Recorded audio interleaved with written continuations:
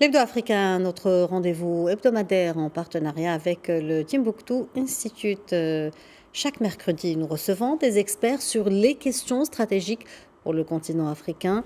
CEDEAO et transition, les signaux d'un dégel. C'est l'objet de notre décryptage aujourd'hui. Et pour en parler, nous sommes en direct avec Dr Bakary Samb, directeur régional du Timbuktu Institute. Bonjour, Dr Bakary Samb, et merci d'être avec nous. Bonjour et merci de votre aimable invitation. Docteur Samb, vous confiez il y a quelques semaines à nos confrères d'El País que la CEDEAO et les leaders régionaux commençaient à manifester une certaine volonté d'apaiser les relations entre l'organisation sous-régionale et les pays en transition. Les décisions prises à l'issue du sommet extraordinaire qui s'est tenu à Abuja ce 24 février dernier vont-elles alors dans le sens d'une telle hypothèse ? Oui, je le crois bien, parce que comme je le disais, après le temps du bâton, c'est celui de la carotte, et que la CEDEAO et le leadership régional a dû apprendre des erreurs passées dans la gestion des crises, comme au Mali, mais aussi au Niger. On a vu les conséquences par la suite. Vous savez, ces trois pays représentent 17,4% des 425 millions d'habitants de la région.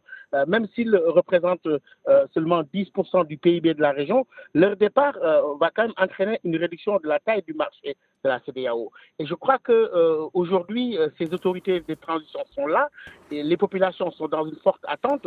La CEDEAO ne pouvait plus se permettre de donner l'image d'une institution qui sanctionne les populations, mais devait aller vers un dégel, discuter avec ces populations-là et finalement faire de cette AOS une opportunité peut-être de coopération bilatérale entre certains pays pour gérer des urgences sécuritaires de manière sectorielle, mais essayer de les maintenir dans le giron de la communauté économique parce que je pense que la région a plus besoin d'intégration que de désintégration. Parmi les mesures fortes qui ont marqué ce sommet d'Abuja, figure en bonne place la levée des principales sanctions contre le Niger. À votre avis, de telles décisions pourraient-elles aider à décrisper le climat régional ou encore à rapprocher le Niger de la CEDEAO ? Il est clair qu'au niveau des populations locales, on commence à saluer ces mesures de dégel.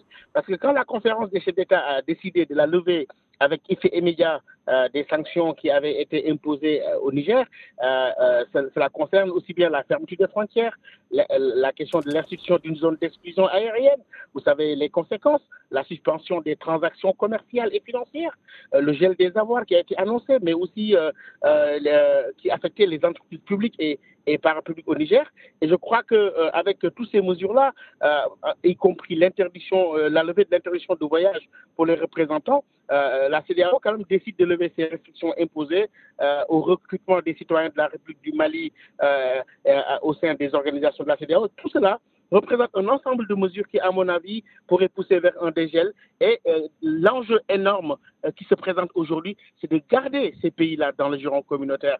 Je pense que la CEDEAO a su jouer sur cet enjeu principal-là, qui, à mon avis, pourrait déboucher sur un dégel et un apaisement des relations entre la CEDEAO et les pays en transition. Très bien. Comme vous le savez, les trois pays en transition, à savoir le Mali, le Niger et le Burkina Faso, avaient déjà lancé une alliance des États du Sahel. Pensez-vous que ce dégel qui se dessine ira dans le sens d'un rapprochement pouvant maintenir ces pays dans le giron de l'intégration régionale ? Oui, je crois que la conférence des chefs d'État a bien noté quand même que le retrait éventuel de ces États aurait des implications sur les plans politiques, socio-économiques, financiers et institutionnels pour ces trois pays concernés et pour la CEDEAO en tant que groupe. Je crois que concernant les implications politiques et sécuritaires, il y a quand même à rappeler que dans le cadre de la coopération régionale pour la lutte contre le terrorisme, je pense que ces pays ont bénéficié récemment d'une enveloppe de 100 millions de dollars des États américains et mobilisée par l'UEMOA au titre du plan d'action de la CEDEAO contre le terrorisme. Et je crois qu'aujourd'hui, si on s'aventure vers plus de tensions, on va avoir un risque de fragmentation de l'architecture régionale de sécurité, et cela n'est pas quelque chose de souhaitable au regard des enjeux énormes sur le plan économique, financier, sur le plan géostratégiques, mais aussi surtout sur le plan sécuritaire qui attendent l'espace CEDEAO. Docteur Bakary Samb, merci d'avoir répondu à nos questions. Merci pour cet éclairage. Je rappelle que vous êtes directeur régional du Timbuktu Institute.